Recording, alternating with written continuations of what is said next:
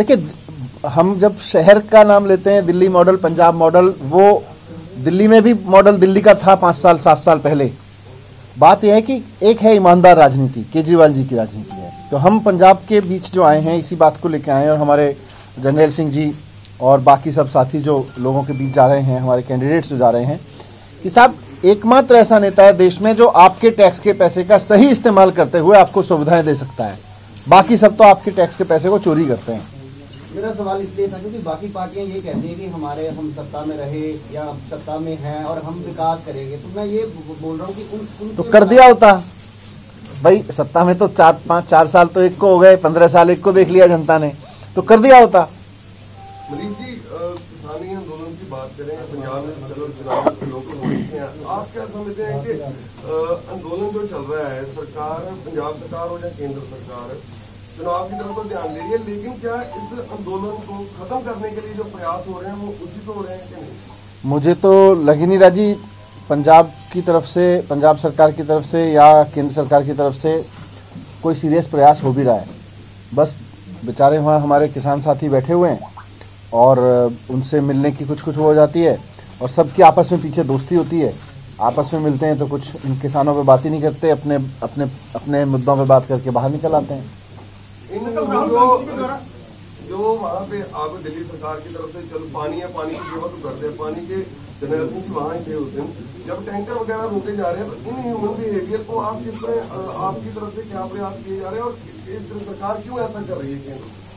केंद्र सरकार की कुछ मजबूरी है, मुझे लगता है। हम सब जानते हैं, देखो सारे लोग जानते हैं कि ये जो बिल बनाए हैं ये किसानों के लिए तो बनाए गए हैं, ये तो कॉर्पोरेट्स के फायदे के लिए बनाए, कुछ चंद कॉर्पोरेट्स के फायदे के लिए। तो अब उन कॉर्पोरेट्स को फायदा पहुंचाने के लिए केंद्र सरकार इतनी जिद पे क्यों अड़ी हुई है कि देश भर के किसानों की पीड़ा उसको दिखाई नहीं दे रही, उनकी आवाज, उनका विरोध दिखाई नहीं दे रहा। उनको लग रहा है कि अब किसान सारे देश में खड़े हो गए कह रहे हैं कि हमको फायदा नहीं हो रहा, फिर भी कह रहे हैं नहीं आपको फायदा हो रहा है। क्या मजबूरी है वो हम सब समझते हैं। सर, पंजाब में कांग्रेस की ओर से बार बार कहा जाता है कि दिल्ली में ये कानून आपकी ओर से लागू कर दिए गए, इस पे स्थिति थोड़ी साफ। ये कैप्टन साहब पूरी तरह से अफवाह फैलाते हैं। हकीकत ये है कि कैप्टन साहब जो कर रहे हैं, कैप्टन साहब और मोदी जी की तो खूब दोस्ती है। वो बैठते हैं जाके तो वहाँ कुछ और मुद्दों पे बात करके आते हैं, बाहर कुछ बताते हैं। कैप्टन साहब ने तो ये कानून की कमेटी में थे, उन्होंने बनवाई क्यों वहाँ पे? और सर एक बार कहा गया है कि प्रधानमंत्री डरपोक है। क्या कहना? अब थोड़ा डर जाए तो अच्छा है, किसानों से तो डरें, किसानों से डरना चाहिए। और लाल किले को लेकर जो पंजाब में लड़कों पे पर्चे हुए हैं, वांछित किए हैं लोग, उसके विरोध में पंजाब में कैसे देखते हैं? देखिए, लाल किले पे जो वायलेंस हुई वो तो हम सब मानते हैं गलत हुई, लेकिन उसके आरोप में जिन लोगों के फोटो वायरल हुए, जिन लोगों के बहुत ऑब्वियस जिनकी शक्लें दिखी, वो तो सब दिख रहा है कि भारतीय जनता पार्टी के लोग हैं। भारतीय जनता पार्टी ने उनको भेजा था, तो वो अपने लोगों को बचा रही है। कांग्रेस सरकार उसकी बेल क्यों करा रही है? इसीलिए मैंने कहा ना, दोस्ती है इनकी सबकी आपस में। आपको नहीं लगता ये पार्टियां, राजनीतिक पार्टियां किसानों के आंदोलन को भुलाने में लगी हुई हैं?